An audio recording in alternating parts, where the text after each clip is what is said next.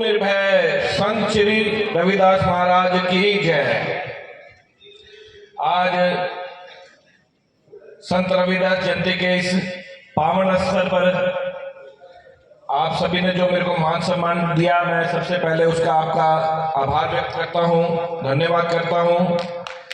आज मेरे साथ मंच पर उपस्थित हमारे भारतीय जनता पार्टी के महामंत्री श्री प्रमोद नागपाल जी, इस मंडल के महामंत्री सुरेश फौजी जी, हमारे जो मंडल के उपाध्यक्ष हैं, हवा सिंह जी, जिन्होंने आज ये सारे कार्यक्रम को आयोजित किया, मुझे यहाँ आमंत्रित किया, हमारे इस गांव के सरपंच जिन्होंने ये सारी की सारी, आप मैं देख रहा हूँ इतना अच्छा मंदिर का पंडाल हाल और गांव के जो उन्होंने विकास करने में पिछले 4-5 वर्ष से लगे रहे।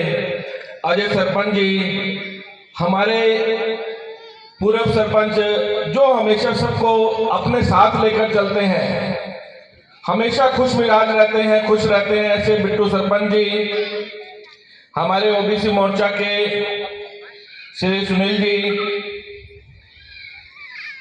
रामफल जी, हमारे समिति के यहाँ प्रधान करमवीर जी, तिलक राज जी, नन्ना राम जी, श्री सिंधु राम जी, हमारे जो अभी मंच संचालन कर रहे हैं नवीन जी, राजेश जी, और बहुत ही अच्छे तरीके से जिन्होंने अपनी मांगे रखी, बहुत अच्छे तरीके से बहुत अच्छे भजन गाए, और भजन गाए नहीं भजन बनाए भी, ऐसे हमारे ग्रोवर जी और मेरे सामने बैठे बंधुवर, मातृशक्ति,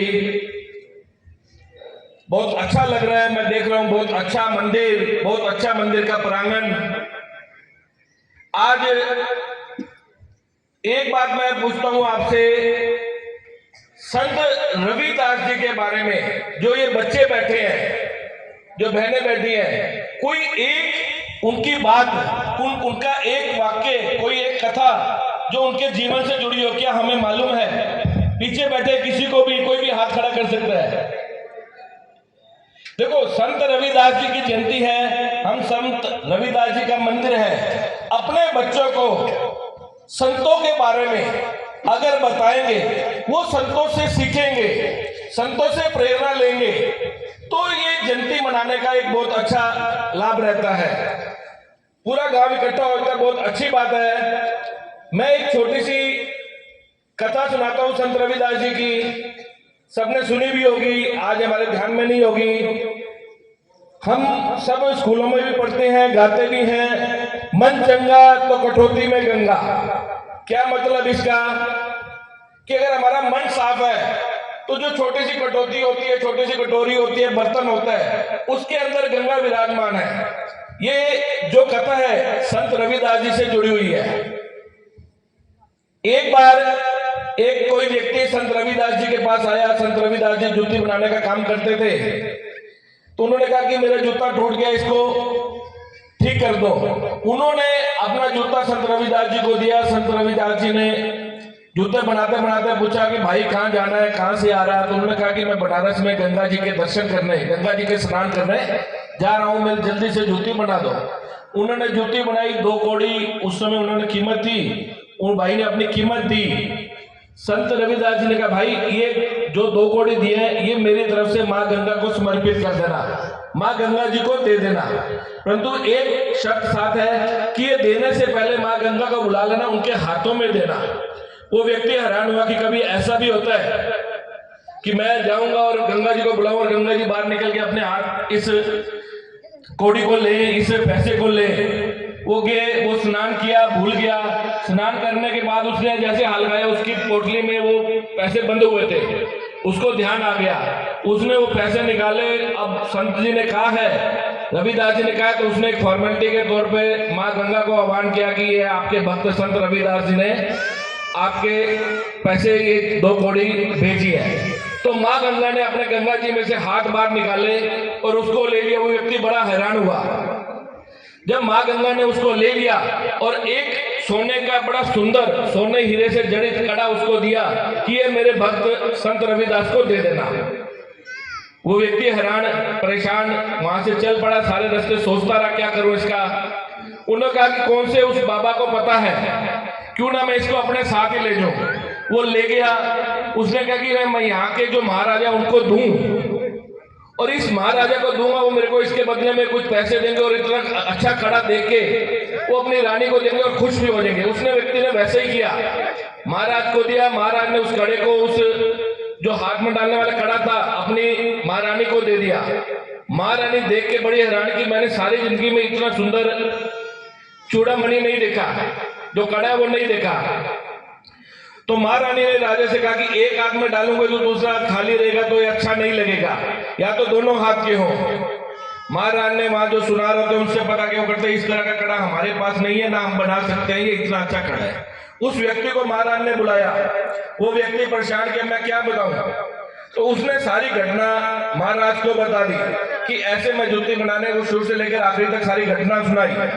महाराज कहते हैं चलो उसी संत के पास, उसी मोची के पास, जो वो जूती बनाने वाला उसके पास चलते हैं। महाराज और वो सारी उनकी सेना जो उनके लोग थे साथ में संत रविदास जी के पास पहुंच गए। अब संत रविदास जी को जब उन्होंने सारी घटना बताई, उस व्यक्ति ने मांगी कि माँ गंगा ने आपके लिए दिया और मेरे मन में लालच आ गया और मैंने इसी तरह किया। अब राजा ने कहा कि ऐसा कड़ा एक और चाहिए। संत रविदास ने कहा कोई बात नहीं, मैं माँ गंगा को दोबारा कह देता हूं कि शायद वो और दे दे। संत रविदास जी ने अपनी आंखें बंद की, माँ गंगा को आह्वान किया। जो सामने चमड़ा भिगोने के लिए कटोती रखी होती थी, उसके अंदर जो पानी था, वहां से माँ गंगा ने अपने दोनों हाथ बाहर निकाले, एक वैसा ही कड़ा चूड़ामणि और उन संत रविदास जी को दे दी। तो इसीलिए कहते हैं कि मन चंगा तो कटौती में गंगा। हमें कहीं जाने की जरूरत नहीं, हमारे पास जो है। इस कथा को सुनाने का भाव यह था कि आज हम जिस महापुरुष को, जिस संत को याद कर रहे हैं, उनके किए हुए कार्य, उनके दिखाए हुए मार्ग, जैसा मार्ग उन्होंने दिखाया, हमेशा कर्म, अच्छे कर्म करिए, मन साफ रखिए।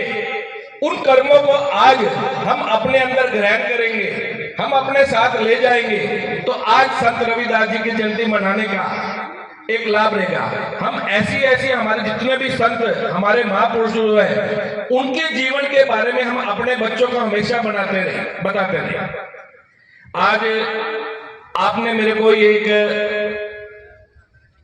ज्ञापन दिया है, आपने एक मांग रखी है। अभी उन्होंने गा के भी महावीर जी ने बताई, आपकी जो मांगे हैं कि इस हाल का नवीनीकरण, इसका साफ हो जाए और जो बाट चौपाल है उनका जो तोड़कर दोबारा बनाई जाए, ये दोनों मांगे मैं माननीय मुख्यमंत्री जी से रखकर और इसको भरपूर अपनी कोशिश करूंगा कि दोनों मांगे पूरी हों।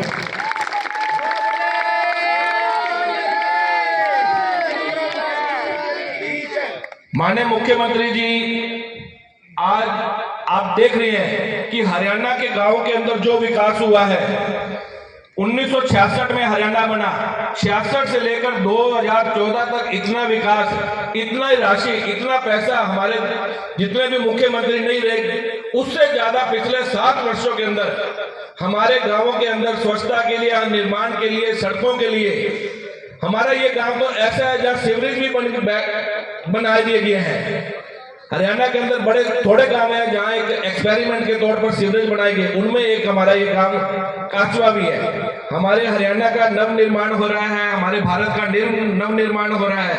ये हमारे संत रविदास जी की तरह ही हमारे देश के प्रधानमंत्री, हमारे प्रांत के माननीय मुख्यमंत्री, ये भी संत ही हैं। आपने अभी हवा सिंह जी कह रहे हैं कि हमारे इस चौपाल के अंदर, इस मंदिर के अंदर मुख्यमंत्री जी पिछले 7 वर्षों में नहीं आए, आगे आने वाले समय में बहुत जल्दी वो इस मंदिर में आए, मेरा ये भी एक प्रयास रहेगा। हमारे मुख्यमंत्री जी, हम देखें परिवार पहचान पत्र के माध्यम से हर गरीब व्यक्ति को